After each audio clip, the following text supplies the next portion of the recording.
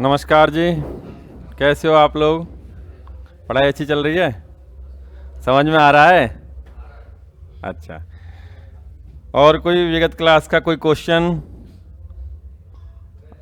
कोई जिज्ञासा नहीं है? तो अभी आप पढ़ने जा रहे हो दुनिया का सबसे सरल सब्जेक्ट, राजस्थान का इतिहास।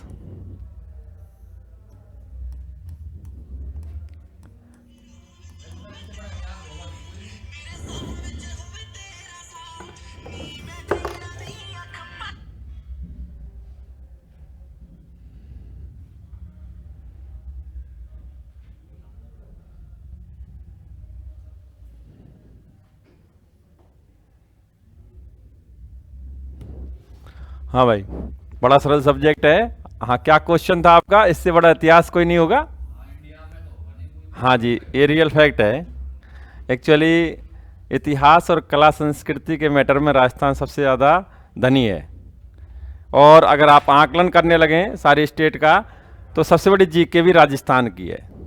क्योंकि अदर स्टेट्स का भी मैंने देखा है, तो मैंने एक ही चीज़ आकलन की कि इससे बड़ी जीके की किताबें राजस्थान में जितनी मिलती हैं, इतनी बड़ी किताबें कहीं नहीं मिलती हैं। यहाँ 1500 पेज की भी किताब उपलब्ध है राजस्थान जीके के नाम पे। यहाँ 800 पेज की भी है, 600 पेज की भी है, यानी बड़ी मात्रा में जीके है। तो आप पढ़ें, जितना पढ़ेंगे उतना ही इंटरेस्ट क्रिएट होगा और उतना ही आपकी नॉलेज बढ़ेगी। राजस्थान का इतिहास, इसमें आप लगातार एक टॉपिक रन कर रहा था विगत क्लासों में। वो टॉपिक था आपका राजस्थान की प्रमुख सभ्यताएं या राजस्थान के प्रमुख सभ्यता स्थल। बहुत ही सरल टॉपिक, एक ऐसा टॉपिक जिससे स्टूडेंट का, अधिकांश स्टूडेंट का क्वेश्चन का आंसर गलत नहीं होता है। और इसमें भी हमने प्रारंभ कर दिया था एक सभ्यता स्थल को पढ़ाना, और वो सभ्यता स्थल कौन सा? कालीबंगा। कालीबंगा सभ्यता स्थल। इस कालीबंगा के संदर्भ में सामान्य सी जानकारी आपसे शेयर की गई थी विगत क्लास में, और शायद मेरे हिसाब से सारे स्टूडेंट जागरूक हैं, तो उन्होंने घर पर रिवीजन भी किया होगा, क्योंकि ये जरूरी होता है, यही सबसे ज़्यादा जरूरी होता है। अच्छा, हमने विगत क्लास में जो कुछ पढ़ाया उसका थोड़ा सा मैं यहाँ पूछ लेता हूँ आपसे, बाकी की हम आगे बढ़ जाएंगे। जैसे कि मैंने कालीबंगा के संदर्भ में बताया, कालीबंगा सभ्यता स्थल किस जिले में स्थित है? कालीबंगा का शाब्दिक अर्थ क्या होता है? कालीबंगा सभ्यता स्थल किस नदी के किनारे विकसित हुआ? हाँ जी। नेक्स्ट, कालीबंगा के खोजकर्ता में नाम किसका पढ़ा जाता है? कब की गई? और उत्खननकर्ता में नाम किसका आता है? टाइम ड्यूरेशन आपको पता ही है। नेक्स्ट बात करें तो किस इतिहासकार ने कालीबंगा को सिंधु साम्राज्य की तीसरी राजधानी बताया? दशरथ शर्मा जी ने। नेक्स्ट, कालीबंगा का उत्खनन कितने स्तरों में किया गया, जिसमें से प्रथम व द्वितीय स्तर किस काल से संबंधित थे? पूर्व हड़प्पा काल से। और शेष 3 स्तर किस काल से संबंधित थे? नेक्स्ट, मैंने इसी में बताया कि यह सभ्यता स्थल, आई मीन कालीबंगा सभ्यता स्थल आदि ऐतिहासिक कालीन था, जिसके संदर्भ में चर्चा हो गई थी। नेक्स्ट, हड़प्पा कालीन यानी पूर्व हड़प्पा कालीन और हड़प्पा कालीन था, जैसा कि स्तरों की खुदाई के अकॉर्डिंग बताया गया। नेक्स्ट, यह सभ्यता स्थल ताम्र कांस्युगीन व कांस्युगीन था, इस संदर्भ में भी चर्चा हो गई थी। धातु के अकॉर्डिंग हमने टाइम डिवीजन किया था, तो उसके अकॉर्डिंग चीजें आपको स्पष्ट की गई थी। ताम्र कांस्युगीन और कांस्युगीन ये सभ्यता स्थल माना जाता है। ठीक भाई, क्वेश्चन का प्रारूप भी बताया था कि क्वेश्चन इस प्रकार आए तो इस प्रकार आंसर होता है, ऑप्शंस के अकॉर्डिंग। ऑप्शंस पे जरूर ध्यान देना है, आपको जल्दबाजी नहीं करनी होती है। नेक्स्ट बात करें हम, तो इसी में बताया यह सभ्यता नगरीय व मातृ सत्तात्मक थी। जैसा कि नगरीय सभ्यताओं की विशेषता होती है, नगरीय सभ्यताएं मातृ सत्तात्मक भी होती हैं, और ग्रामीण संस्कृति पितृ सत्तात्मक होती है। ये इतनी सी चर्चा की गई थी, इसके आगे शायद कोई चर्चा नहीं थी। देखो बहुत ही कम पढ़ाया आपको। अभी देखो हम इससे आगे जो वर्क करने जा रहे हैं, वो वर्क करने जा रहे हैं इस कालीबंगा का नगर नियोजन। कालीबंगा का नगर नियोजन देखो बहुत ही सरल है, इस पॉइंट को भी ध्यान से सुनना। कालीबंगा का नगर नियोजन सामान्यतः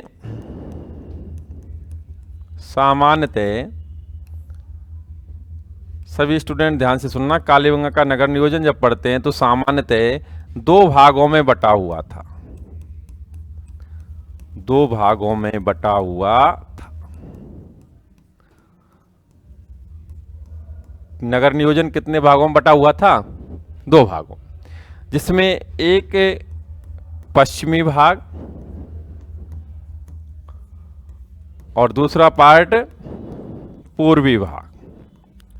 ठीक भाई, तो कालीबंगा का जो नगर नियोजन था वो कितने भागों में बटा हुआ था? 2 भागों में, पश्चिमी भाग और पूर्वी भाग। वो मैं आपको यहां दर्शा देता हूं,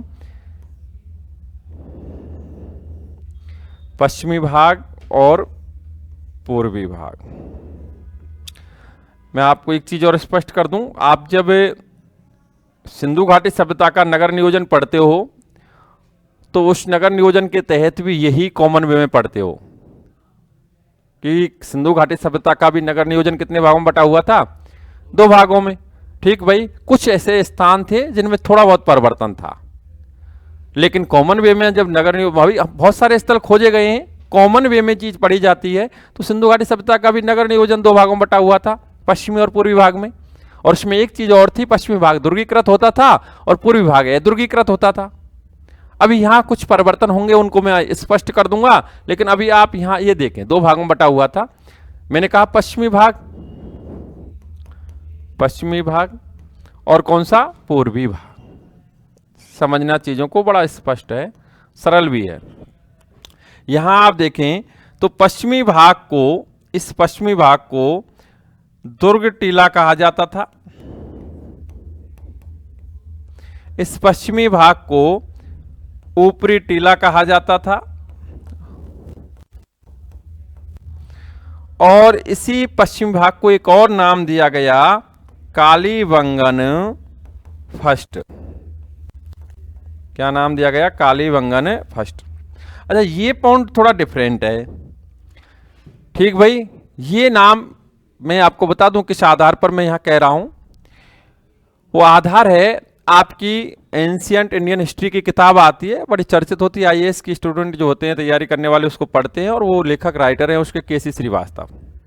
ठीक भाई, करीबन 15 से 16 पेज की किताब आती है, केवल 4 से 5 टॉपिक होते हैं उसमें एंशियंट हिस्ट्री के, और बहुत ही अच्छी किताब है, बहुत ही अच्छी किताब। तो उस किताब के जो पहला जिसमें टॉपिक है, प्रारंभिक परिचय के बाद आप देखें तो सभ्यताएं हैं, तो सभ्यताओं के अंतर्गत कालीबंगा सभ्यता का भी उल्लेख है, यानी सिंधु घाटी सभ्यता के अंतर्गत। तो कालीबंगा सभ्यता का उल्लेख पेज नंबर 52 पर है, पेज नंबर 52 पर उल्लेख है, और उस पर मैंने पढ़ा था ये पॉइंट कि इस पश्चिमी भाग को कालीबंगन फर्स्ट के नाम से भी जाना गया। ठीक भाई, ऐसा नहीं है कि मैं यहां लिख जाऊं और उसका कोई स्रोत मौजूद ना हो, सारी चीजों के स्रोत मौजूद हैं, आप घर पर जाकर के सर्वे कर सकते हैं, किसी भी बुक सेंटर पर जाकर के भी इस चीज को देख सकते हैं, इस चीज को देख सकते हैं। भाई किताब लिया आपने कि भाई देख रहे हैं हम, उसके बाद खरीदो ना खरीदो ये तो डिसीजन आपका है, लेकिन आप सर्वे कर सकते हैं कि फलाने पेज पर कैसे लिखा हुआ है या नहीं लिखा हुआ है। तो ये चीज स्पष्ट है, कालीबंगन फर्स्ट के नाम से नगर नियोजन के तहत, कालीबंगा सभ्यता स्थल के नगर नियोजन के तहत किस पार्ट को जाना गया? पार्ट पूछा जाता है तो वो पश्चिमी पार्ट, पश्चिमी भाग, ये बात विशेष ध्यान रखना।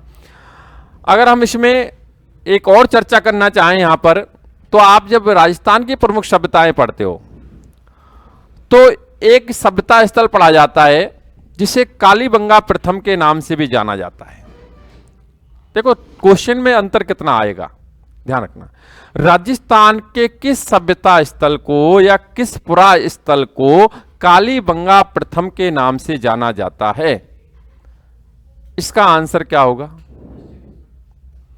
पश्चिमी भाग क्या सभ्यता स्थल है? क्वेश्चन को ध्यान से सुने। राजस्थान के किस सभ्यता स्थल को कालीबंगा प्रथम के नाम से जाना जाता है? सीधा सा सटीक क्वेश्चन आता है जी, और इस क्वेश्चन का सीधा सा आंसर होता है सौंथी सभ्यता स्थल। लेकिन यहां आप एक और परिवर्तन देखें, यहां आप क्वेश्चन क्या बनेगा कि कालीबंगा के नगर नियोजन के तहत, क्वेश्चन इसी प्रकार आएगा, कालीबंगा के नगर नियोजन के तहत किस भाग को कालीबंगन प्रथम के नाम से या कालीबंगन फर्स्ट के नाम से जाना जाता है? तो आंसर क्या होगा? पश्चिमी भाग। या किस सभ्यता स्थल के पश्चिमी भाग को कालीबंगन फर्स्ट के नाम से जाना जाता है? तो आंसर कालीबंगा सभ्यता स्थल। यानी नगर नियोजन का आ रहा है जी स्पष्ट वे में क्वेश्चन, ठीक। और वो क्वेश्चन कैसे बनेगा कि राजस्थान के किस सभ्यता स्थल को कालीबंगा प्रथम कहा जाता है? तो वो कालीबंगा प्रथम के नाम से सौंथी सभ्यता जानी जाती है। सौंथी कहां है? पढ़े हो पहले कभी कुछ? कोई बात नहीं, यहां पढ़ेंगे, बीकानेर। ठीक भाई, सौंथी सभ्यता को कालीबंगा प्रथम के नाम से आता है, लेकिन नगर नियोजन के तहत किस पार्ट को कालीबंगन प्रथम कहा जाता है? तो ये आपका कालीबंगा सभ्यता स्थल का पश्चिमी भाग। ठीक भाई, मैंने आपको स्रोत भी बताया है, किसी श्रीवास्तव की एंशिएंट इंडियन हिस्ट्री की किताब का पेज नंबर 52 पर यह पॉइंट लिखा हुआ है, उसी से लिया गया पॉइंट है, आपको दिया गया है। ठीक भाई, अब इसमें जो निवास करता था इस पश्चिमी भाग में, वो अधिकारी वर्ग निवास करता था। कौन सा वर्ग निवास करता था? अधिकारी वर्ग। एक और चीज मैं आपको बता दूं, आपने मोहनजोदड़ो फिल्म देखी है? देखी है, बहुत अच्छी बात है, इतिहास से रिलेटेड फिल्म है। मोहनजोदड़ो का नगर नियोजन और कालीबंगा का नगर नियोजन मिलता जुलता है। ठीक भाई, ये बात विशेष ध्यान रखना। अगर आपने फिल्म देखी हो तो उसका नगर नियोजन आपको पता चल जाएगा। जो लोग बाहर रह रहे हैं पूर्वी भाग में और उस पश्चिमी भाग में एंट्री के लिए एक अलग मुद्रा का उपयोग होता है, उसमें एंट्री करता है ऋतिक रोशन वगैरह, तो वो पार्ट पश्चिमी भाग होता है जिसमें अधिकारी वर्ग रहता था। तो एक बात, पश्चिमी भाग को दुर्ग टीला कहा गया, ऊपरी टीला कहा गया, कालीबंगन फर्स्ट के नाम से जाना गया, और इसमें कौन सा वर्ग निवास करता था? अधिकारी वर्ग। नेक्स्ट हम बात करें पूर्वी भाग। पूर्वी भाग को कहा जाता था नगर टीला, निचला टीला,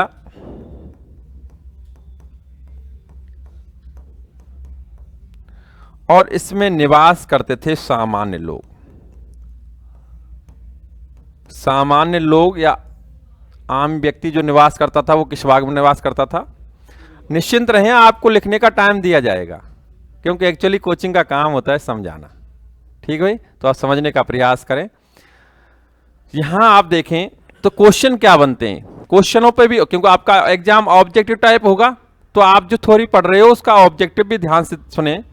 क्वेश्चन बना, कालीबंगा के नगर नियोजन के तहत अधिकारी वर्ग किस भाग में निवास करता था? पश्चिमी भाग।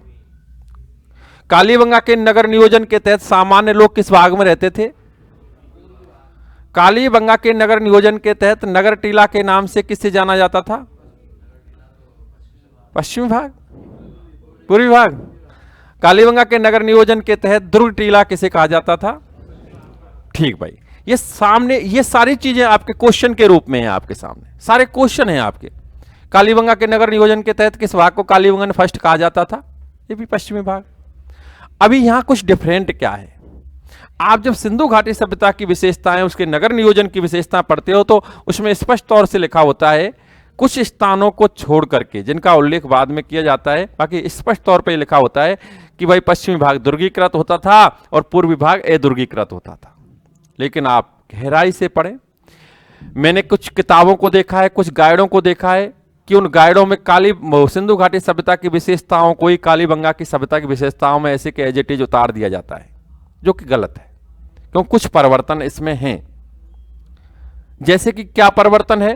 कालीबंगा के नगर नियोजन के तहत पश्चिमी भाग भी दुर्गीकृत था, और आपको स्पष्ट कर दूं पूर्वी भाग भी चारों ओर से सुरक्षा दीवारों से घिरा हुआ था। अर्थात कहने का मतलब यह है कि सिंधु घाटी सभ्यता का एक ऐसा स्थल जिसके दोनों भाग ही सुरक्षा दीवारों से घिरे हुए थे, दोनों भाग ही दुर्गीकृत थे। दुर्गीकृत होना का मतलब ही सुरक्षा दीवारों से घिरा होना है। दुर्ग का मतलब ही सुरक्षा है। भाई आप जानते हैं दुर्गों का निर्माण क्यों करवाया गया? शासक सामंतों द्वारा करवाया गया, अपनी सुरक्षा, विपत्ति काल में प्रजा की सुरक्षा, अपने कह सकते हैं अपने धन की सुरक्षा। ठीक भाई, काफी सारी, तो सुरक्षा के लिए ही करवाए। तो दोनों भाग कैसे हैं? दुर्गीकृत। दोनों भाग कैसे हैं? सुरक्षा दीवारों से घिरे हुए हैं। सिंधु घाटी सभ्यता का ऐसा स्थल इसके दोनों भाग दुर्गीकृत या सुरक्षा दीवारों से घिरे हुए हैं, कौन सा? कालीबंगा। ठीक भाई, वैसे मोहनजोदड़ो की स्थिति भी ऐसी ही है, लेकिन वो हमारे राजस्थान का पार्ट नहीं है। तो यहां आपने ये चीज जानी, इसमें अगर हम देखें क्वेश्चनों का समावेश करें तो देखो कालीबंगा का नगर नियोजन कितने पार्टों में बटा हुआ है? 2 पार्टों में। कितने भागों में? ना जी, अलग अलग हैं दोनों। आप बताएं अगर कहीं आपने कुछ पढ़ा हो तो बताओ कहां पढ़ा?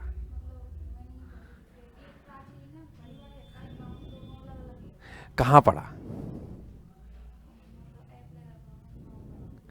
अच्छा, ये अब हम क्या कह सकते हैं इसका तो क्योंकि मुझे नहीं पता कौन क्या पढ़ाता है, लेकिन मैंने आपको एक बहुत ही अच्छा तरीका बताया कि जब भी आप कंफ्यूज हो, मैं एक चीज मानता हूं, क्योंकि मैं चाहे लंबे समय से अध्यापन करा रहा हूं, लेकिन ऑनलाइन से मैं इतना प्रभावित भी नहीं हुआ, इतना जुड़ भी नहीं पाया, ये मेरा दुर्भाग्य रहा लेकिन एक चीज स्पष्ट कर दूं कि ऑनलाइन में भी कुछ इस प्रकार की गतिविधियां हो रही हैं जो शायद मेरे हिसाब से अच्छी नहीं है, क्योंकि सामान्य जो 12th क्लास में भी पढ़ रहे हैं वो भी कुछ अपना डाल रहे हैं, जो चाहे कैसे भी हो।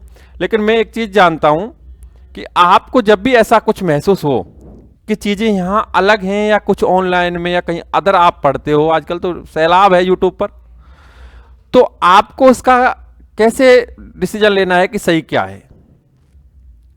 एक तो तरीका ये होता है कि जो स्टूडेंट फर्स्ट टाइम पढ़ने आता है तो उसके लिए जो यहाँ पढ़ा रहा होता है वो सब कुछ होता है, उसे ये विश्वास हो जाता है कि भाई ये पढ़ा रहे हैं यही है। लेकिन जो व्यक्ति पहले कुछ पढ़ चुका है या कुछ चीज़ों से प्रभावित हो चुका है तो उसमें क्या है कि थोड़ी कन्फ्यूजन रहती है। तो इसके लिए सीधा सटीक तरीका है कि आप हिंदी ग्रंथ अकादमी की किताबें, माध्यमिक शिक्षा बोर्ड किताबें, उनको आप घर जा कर के देखें और क्लियर कर लें, क्लियर कर लें। क्योंकि मैंने पहले भी कहा था किताबों से बड़ा गुरु कोई नहीं है, और किताबें ही टीचर पढ़ के पढ़ाते हैं और किताबों से ही ज्ञान प्राप्त होता है। तो आप ये चीज करें। अब आप कहेंगे साहब इतनी किताबें कहां से खरीदे, तो इसका एक तरीका और बता देता हूं मैं, बहुत ही अच्छा तरीका। मैंने अभी कहा कि जैसे ये कालीबंगन फर्स्ट है, शायद मेरे हिसाब से 95% लोगों ने इस बात को नहीं बताया होगा कि कालीबंगन फर्स्ट पश्चिमी भाग को कहा जाता है। मैंने आपको एक तरीका बताया कि भाई, मैंने आपको बताया कि भाई केसी श्रीवास्तव किताब आती है, एंशियंट इंडियन हिस्ट्री किताब आती है, पेज नंबर 52 पर लिखा हुआ है, ये बताया आपको मैंने। आप यहाँ जाएंगे निकल के, बुक सेंटर की दुकान है, उससे कहा साहब केसी श्रीवास्तव की किताब देना। कि क्या करोगे? देखनी है साहब, मुझे लेनी है। आप किताब खोलो, पेज नंबर देखो, हो सकता है अगर नए एडिशन में 1-2 ऊपर नीचे हुआ हो, लेकिन मुझे नहीं पता। आप देखो, सर्वे करो, अरे यार ये तो सही है, किताब बंद करो कि भैया यार समझ में नहीं आई, वापस दे आओ, तो खर्चा नहीं हुआ और चीज का आपका क्लियरेशन भी हो गया।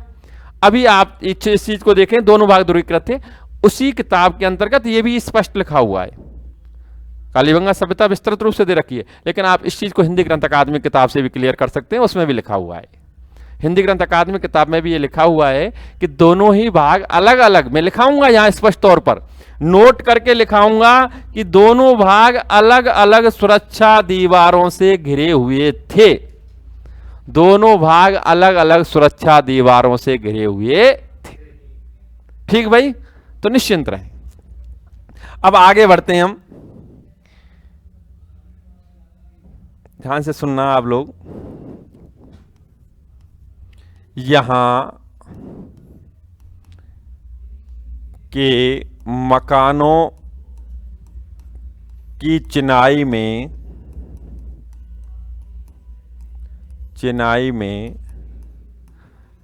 धूप में, देखो पहले मैं उस पॉइंट को लिखाई देता हूं क्योंकि वो रह जाएगा, आप सीधा रिटर्न करते हो, नोट डाल के लिखा देता हूं। कालीबंगा के नगर नियोजन के तहत, नगर नियोजन के तहत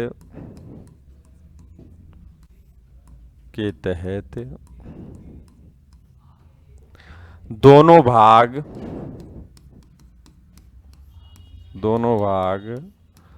अलग अलग सुरक्षा दीवारों से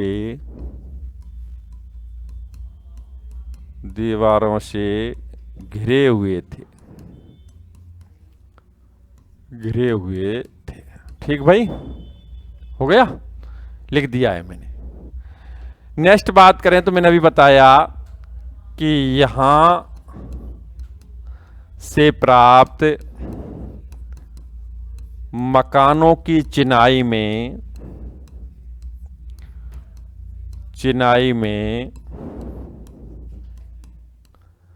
धूप में सुखाई गई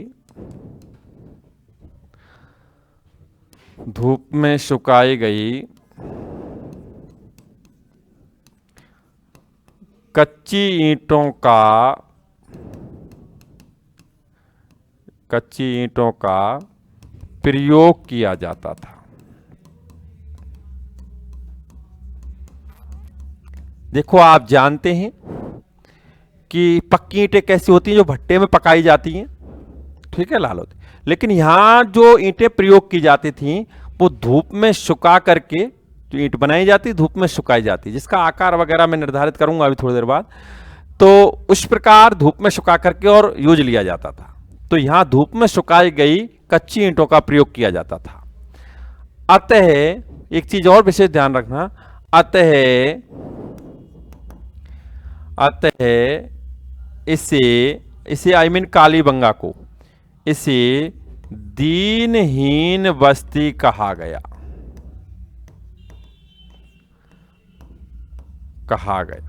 अब देखो, इस पॉइंट पर वर्क करते हैं हम, दीनहीन बस्ती। ठीक भाई, ये क्या है? एक मिनट, मैं आपसे एक सामान्य सा क्वेश्चन पूछता हूं, बहुत सरल क्वेश्चन।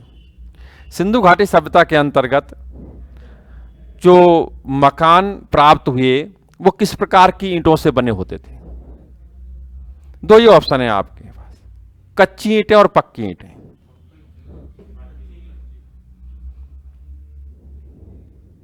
मारो फेंको, कोई दिक्कत नहीं, आपको सबको आजादी है। इतना सीरियस भी मत हुआ करो यार, तो बहुत सीरियस होके पढ़ रहे हो, आईएएस बन जाओगे ऐसे तो। हाँ भाई, किस प्रकार के ईंटों के बने होते थे? कच्ची में कितना हाथ खड़ा कर रहे हैं, और पक्की में? और जब आप बराबर हो जाते हो, एक्चुअली आंसर होता है पक्की ईंटों के।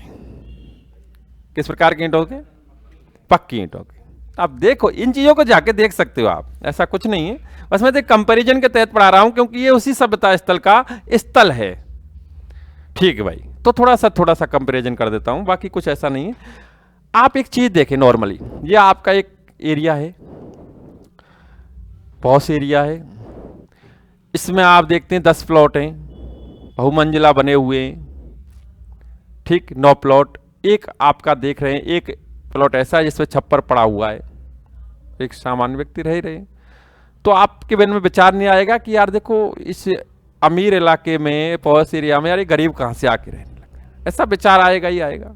कंडीशन यही है कि सारी सिंधु घाटी सभ्यता के जो मकान प्राप्त हुए हैं सभी सभ्यता स्थलों से, वो कैसे? पक्की ईंटों के, और यहां से कैसी? धूप में सुखाई गई कच्ची ईंटें। बस इसी आधार पर इसको क्या कहा गया? दीनहीन बस्ती। ठीक भाई, और इसका स्रोत मौजूद है आपकी रोमिला थापर की किताब आती है भारतीय इतिहास की, उस रोमिला थापर की किताब में लिखा हुआ है, बहुत अच्छे राइटर, कि इस कालीबंगा को, लॉजिक भी लिखा हुआ है, यही लॉजिक लिखा हुआ है जो मैं बोल रहा हूं, इसीलिए इसे दीनहीन बस्ती कहा गया। गाइडों में आप खूब पढ़ते हो, दीनहीन बस्ती कहा गया, क्यों कहा गया, लॉजिक क्या है और कहां से स्रोत है, उस आधार पर मैं आपको स्पष्ट कर रहा हूं। रोमिला थापर किताब में लिखा हुआ है कि इसे दीनहीन बस्ती कहा गया। लॉजिक क्लियर हो गया? ठीक भाई, क्यों कहा गया ये क्लियर हो गया। दीनहीन बस्ती किस सभ्यता स्थल को कहा जाता है? कालीबंगा को। किस सभ्यता स्थल को कहा जाता है? नॉर्मल सा क्वेश्चन, नॉर्मल सा आंसर। ठीक भाई, नेक्स्ट बात करें, यहां के मकानों की चिनाई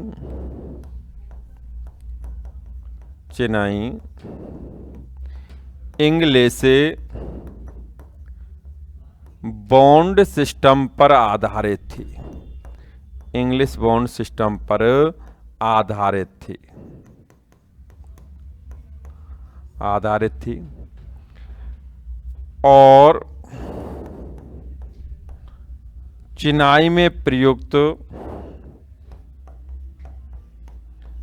चिनाई में प्रयुक्त ईंट का आकार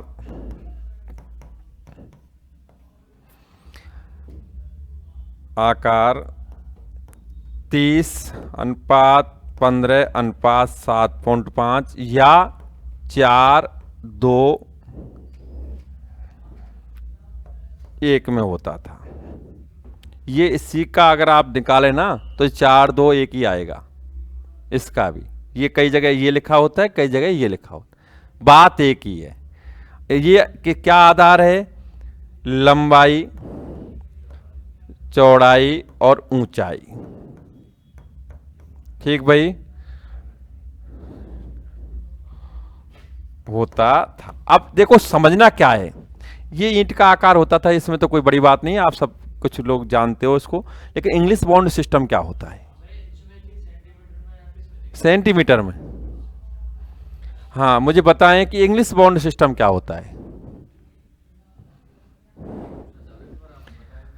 अच्छा, इंग्लिश बॉन्ड सिस्टम क्या होता है मैं बता देता हूं, बड़ा सरल है। इसको हर चीज सरल है, बस थोड़ा सा जानना जरूरी है। आप चलो मैं इंग्लिश बॉन्ड सिस्टम का बता देता हूं, यहां बता देता हूं। चलो देखो, आप देखो चिनाई देखते हो, एक ईंट फर्स्ट रो की चिनाई होगी, एक ईंट लगा दी, 2 ईंट लगा दी, 3 ईंट लगा दी, फर्स्ट रो में तो इसी प्रकार लगाते चले जाएंगे। ठीक भाई, इंग्लिश बॉन्ड सिस्टम का बता रहा हूं मैं, इसी प्रकार लगा देंगे, कोई दिक्कत नहीं। फर्स्ट रो होती है चिनाई में, लेकिन जो सेकंड रो आएगी, ध्यान रखना, उसमें इन दरारों को काटते हुए ईंट लगाई जाएगी। ठीक भाई, हाँ जी। देखो ये आप गर्व की बात है कि हमारा जो प्राचीन मानव था कितना उन्नत था, कि चिनाई उस समय भी यही होती थी और आज भी यही होती है। आज भी चिनाई, क्योंकि आप तो सब लोग जानते हैं, अपने आपके सामने अपने खुद के मकान भी बने होंगे, ठीक, सेम ही ईंट दरारों को काटते हुए ही ईंट आज लगाई जाती है। अब बताओ कितना सरल है। ये इंग्लिश बॉन्ड सिस्टम होता है, कुछ है ही नहीं अलग से। नेक्स्ट बात करते हैं जी,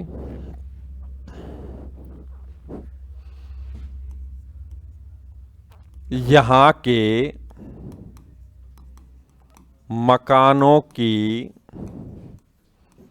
छतें लकड़ी की बल्लियों पर, लकड़ी की बल्लियां सब जानते होंगे, बल्लियों पर मिट्टी का लेप करके बनाई जाती थी। ये तो कॉमन पॉइंट है, समझने का ऐसा कुछ इशू नहीं है। छतें जो होती थी लकड़ी की बल्लियां होती थी और उन पर मिट्टी का लेप कर दिया जाता था। ठीक भाई, नेक्स्ट बात करें, यहां से लकड़ी की नालियों के साक्ष्य प्राप्त हुए। लकड़ी की नालियों के साक्ष्य किस सभ्यता स्थल से मिले? कालीबंगा से प्राप्त हुए। नेक्स्ट, यहां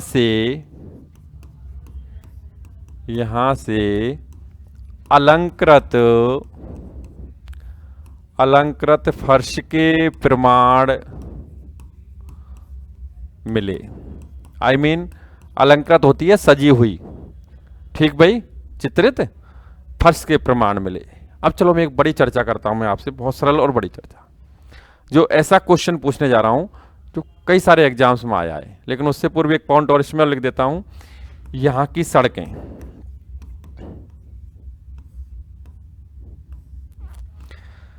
अगर हम सड़कें देखें यहाँ की, तो यहां से प्राप्त, ध्यान से सुनना, यहां से प्राप्त सड़कें प्राय एक दूसरे को समकोण पर काटती थी। समकोण पर काटती, बताऊंगा मैं कैसे काटती थी, जिस कारण संपूर्ण नगर आयताकार व वर्गाकार भागों में बट जाता था। इस सड़क निर्माण प्रक्रिया को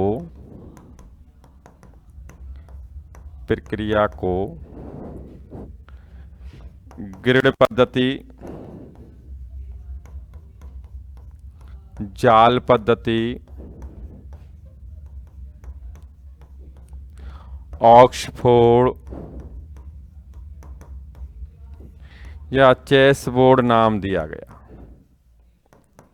चेसबोर्ड नाम दिया गया। ठीक भाई, आप देखो एक और पॉइंट है यहां आप लोगों को बताना जरूरी है। पहली बात तो यहां जो सड़कें प्राप्त हुई वो सड़कें एक दूसरे को समकोण पे काटती थी। जैसे ऐसे बता देता हूं मैं, यहां पर सड़कें हैं एक दूसरे को समकोण पर काट रही हैं। ठीक भाई, अब नगर आयताकार वे वर्गाकार भागों में बढ़ जाएगा। ठीक, आप में से कोई गंगानगर गया है? गए हो आप? एक्चुअली मैं वहाँ सेमिनार लेने गया था, एक गुरु कृपा कोचिंग। तो मैंने बस ज़्यादा टाइम स्पेंड नहीं किया, थोड़ा सा मैंने कि चलो घूम के आते हैं शहर में। तो मैं गया था थोड़ी, तो मैंने कुछ लगभग ऐसी ही सड़कें देखी थी। वहाँ भी समकोण पे काट रही हैं कुछ सड़कें, आपने अगर देखा हो तो आप देखेंगे तो वहाँ भी ये चौराहा मतलब खुला खुला शहर लगता है, लगभग ऐसा है कुछ मैंने देखा है। ठीक भाई, बाकी की ऐसा कोई एग्जाम्पल बड़ा मैं नहीं दे रहा हूँ उससे रिलेटेड। आपको तो बस यहाँ ध्यान रखना है कि यहाँ से जो सड़कें प्राप्त हुई वो प्राय एक दूसरे को समकोण पे काटती थी। ठीक भाई, जैसे संपूर्ण नगर आयताकार वर्गाकार भागों में बढ़ जाता था। और इसी प्रक्रिया को, सड़क निर्माण प्रक्रिया को क्या नाम दिया गया? चेसबोर्ड, ऑक्सफोर्ड, जाल पद्धति या ठीक भाई ग्रिड पद्धति, ये नाम दिए गए। अभी यहां एक क्वेश्चन और बनता है, बेहतरीन क्वेश्चन। आप मुझे बताएं, मैं आपसे पूछ रहा हूं, सिंधु घाटी सभ्यता जिसका पार्ट कालीबंगा है, सिंधु घाटी सभ्यता से किस प्रकार की सड़कें प्राप्त हुई? मैं ऑप्शन दे रहा हूं, कच्ची और पक्की। कच्ची कितने कह रहे हैं? एक। और पक्की कितने कह रहे हैं? सभी लोग। हाँ जी, मैं बताऊं, आपको बता दूं, मैं स्पष्ट कर दूं, सिंधु घाटी सभ्यता से कच्ची सड़कें प्राप्त हुई। कैसी सड़कें प्राप्त हुई? कच्ची। हाँ हाँ हाँ।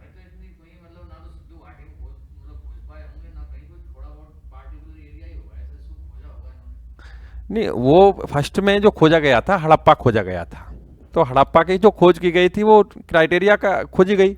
लेकिन उसके बाद जैसे स्थल मिलते चले गए और भी, तो अलग अलग जगह मिले, तो अलग अलग जगह खोजे जा रहे हैं, फिर उनकी सिमिलरिटी मिली, उनकी वसावट हुई, उनका जो भी रहन सहन था या जो भी मानव की प्रक्रियाएं थी वो सेम मिलती गई, तो उसी का पार्ट माने जाने लगे। वो समकालीन आकलन किए गए, भाई उनका समय आकलन किया गया तो समकालीन थे, तो उनके आधार पर उनका भाई ये इसी का पार्ट है, ये उसी का पार्ट है, पार्ट जुड़ते चले गए और बड़ा आकार बढ़ता चला गया।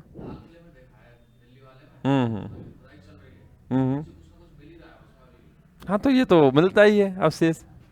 अब वो चीज बाद की विषय है, थोड़ा उससे चर्चा हम कर लेंगे, लेकिन अभी ध्यान से यहाँ सुने। लेकिन एक और तथ्य है यहाँ, ये आपने अभी कहा कि सिंधु घाटी सभ्यता से किस प्रकार की सड़कें प्राप्त हुई, तो कच्ची सड़कें प्राप्त हुई, सिंधु घाटी सभ्यता के रूप में पूछा जाता है। लेकिन एक और पॉइंट है, पूरी सिंधु घाटी सभ्यता में कालीबंगा सभ्यता एक ऐसा स्थल था जिसमें सभ्यता के पतन काल में मानव ने पक्की सड़कें बनाने का प्रयास प्रारंभ कर दिया था।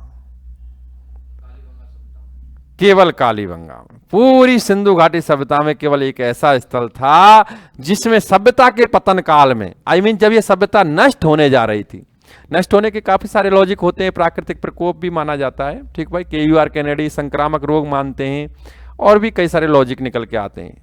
ठीक, वो आप सिंधु घाटी सभ्यता की विशेषताओं के अंतर्गत भी पढ़ सकते हो। लेकिन यहां आप देखें तो ये एक बहुत ही डिफरेंट क्वेश्चन है। ये पूरी सिंधु घाटी सभ्यता में जिसमें 15 से अधिक स्थलों की खोज हो चुकी है, और आप जानते हैं कच्ची सड़कें प्राप्त हुई हैं, लेकिन एकमात्र स्तर आई मीन कालीबंगा ऐसा था जहां सभ्यता के पतन काल में पक्की सड़कें बनाने के प्रयास प्रारंभ हो गए थे। तो ये बात विशेष ध्यान रखना, इसको मैं नोट करके लिखाई दूंगा।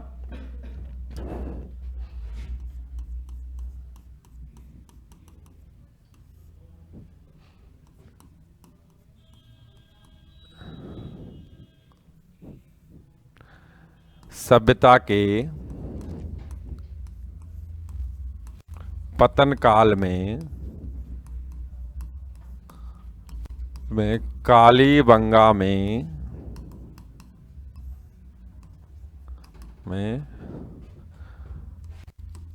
पक्की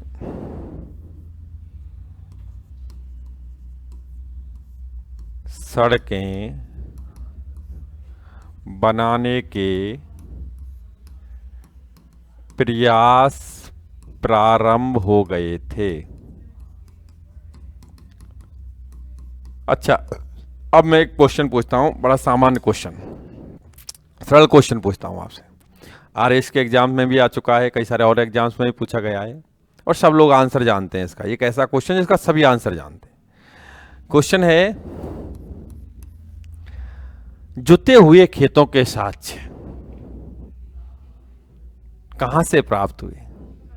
सब जानते हैं, आंसर कालीबंगा। ठीक भाई, ये क्वेश्चन आरएस तक में एग्जाम में आ चुका है।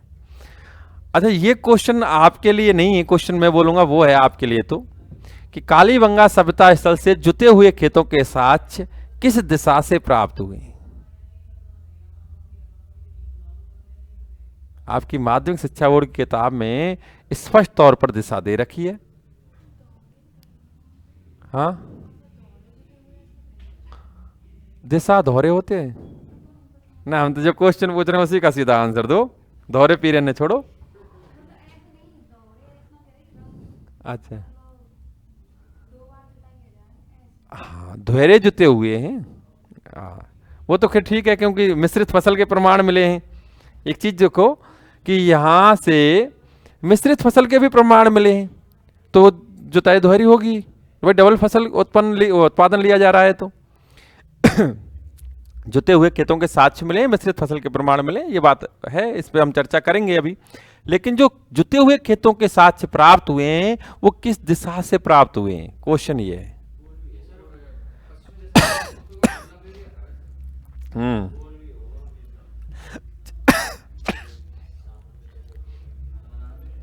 चलो मैं और सरल करता हूं क्वेश्चन, और दूसरा पूछता हूं। ये तो आंसर आ ही जाएगा, इसको तो हम बताएंगे। अच्छा, आप बताएंगे, आपके सामने मैंने थोड़ी देर पहले के नगर नियोजन पढ़ाया, ठीक है, ये नगर नियोजन है। क्वेश्चन और पूछता हूं, एक सरल क्वेश्चन और बनाए। कालीबंगा के तहत जुते हुए खेतों के साक्ष्य किस भाग से प्राप्त हुए?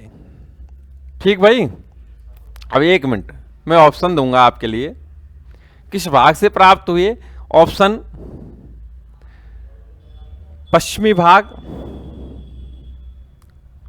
ठीक भाई, ऑप्शन बी पूर्वी भाग, ऑप्शन सी दोनों भागों से बाहर, ऑप्शन डी दोनों भागों के अंदर। सुने ध्यान से दोबारा से, कालीबंगा से जुते हुए खेतों के साक्ष्य प्राप्त हुए या किस भाग से प्राप्त हुए? ऑप्शन ए पश्चिमी टीला, ऑप्शन बी पूर्वी टीला, ऑप्शन सी दोनों टीलों के बाहर, ऑप्शन डी दोनों टीलों के अंदर। टीले के शब्द के स्थान पर आप भाग भी यूज कर सकते हो। ठीक भाई, अब ध्यान से सुनना, पश्चिमी भाग कितने लोग बता रहे हैं? एक, बहुत अच्छी बात। पूर्वी भाग कितने बता रहे हैं? दोनों टीलों के बाहर कितने बता रहे हैं? दोनों टीलों के अंदर कितने बता रहे हैं? दोनों टीलों के अंदर। कॉमन सेंस का क्वेश्चन है, बड़ा कॉमन सेंस का क्वेश्चन है, कुछ नहीं है। पहली बात तो आप विशेष ध्यान दें कि पश्चिमी भाग दुर्गीकृत तो है ही, दोनों भाग दुर्गीकृत हैं। पश्चिमी भाग में अधिकारी वर्ग निवास करता था, तो अधिकारी वर्ग निवास करता था, वो क्राइटेरिया इतना बड़ा भी नहीं होता था, और एक दुर्ग कह सकते हैं पश्चिमी भाग में, यहां तो खेती का कोई इशू बनता ही नहीं है। ठीक है, पहली बात तो ये एक बात बता दूं, नगरीय सभ्यता थी। नगरीय सभ्यता के तहत ध्यान रखना, नहीं खेती की बात हो रही है पश्चिमी भाग में तो कोई इशू होता ही नहीं है, बनता ही नहीं है। रही बात पूर्वी भाग, पूर्वी भाग में सामान्य लोग निवास करते थे, और सबसे बड़ी बात दुर्गीकृत तो था ही, लेकिन आप देखें सामान्य लोग रहते थे, मकान होंगे और उनकी गलियां होंगी, यही तो होगा। अब वहां आप देखो, आपका एक एकीकृत गांव होता है, उस गांव के अंतर्गत आप देखें तो उस गांव में मकान होते हैं, गलियां होती हैं, उसमें आपने खेती करता कोई देखा है? और जो भी ऐसा गांव जिसकी बाउंड्री हो रही हो, आपको देखा है कोई? तो इसमें भी नहीं है। और आंसर है दोनों टीलों के बाहर। क्या आंसर है? कॉमन सेंस का क्वेश्चन था, बिल्कुल दिमाग थोड़ा सा लगाना था। अब यूं तो करवे को तो छत पर मशरूम उगा रहे हैं दुनिया, हैं कछु कर सके। आजकल तो टेरेस गार्डन बन रहे हैं, तो आप ये भी तो सोचें, उस पर क्या उस समय थोड़ी खेती का एक विस्तृत एरिया होता है और खेती खेती होती है। हाँ शाबाश, ठीक है। एक्चुअली एक नगरीय सभ्यता थी। आप देखें, आप जैसे मान लो हमारी कॉलोनी है ये जवाहर नगर वगैरह वगैरह, यहाँ कौन खेती कर रहा है? भीतर कर रहा है खेती? कोई नहीं कर रहा है। तो पहले चलो ठीक है, एक चीज तो ये ध्यान रखनी है। मैंने दूसरा क्वेश्चन आपके लिए छोड़ा था कि भाई किस भाग से प्राप्त हुए, किस दिशा से प्राप्त हुई, उस पर हम चर्चा करेंगे। देखो कुछ चीजें ऐसी होती हैं जो आपको भी सीखनी चाहिए, जाननी चाहिए। मैंने अभी बताया माध्यमिक शिक्षा बोर्ड की किताब में ये दे रखा है कि किस भाग से प्राप्त हुए। आप लोग अगर अच्छा अध्ययन करें तो कहीं ना कहीं आपको भी यही जानकारी प्राप्त हो जाएंगी। तो अभी आपका ये पार्ट मैंने पढ़ाया, उसको नोट करना है आपको, ठीक भाई जी का। हाँ वो चीज़ मैं आपको बताऊंगा।